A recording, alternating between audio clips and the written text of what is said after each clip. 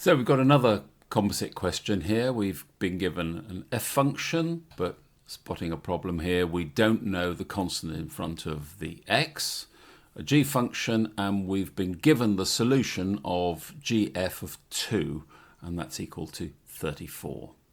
So gf means that this is going to be the f box, and this one the g box.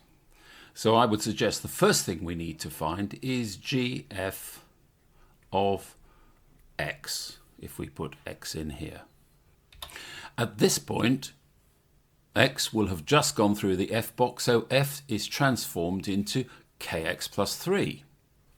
This now becomes the input to the g box, so wherever I see an x, I write kx plus 3. So I can say that the output here, gf of x, must be equal to 2 multiplied by the kx plus 3, its new input, minus 4. So multiplying that out I get, and that will simplify down to 6 and the 4 will merge to positive 2, so this is 2kx plus 2.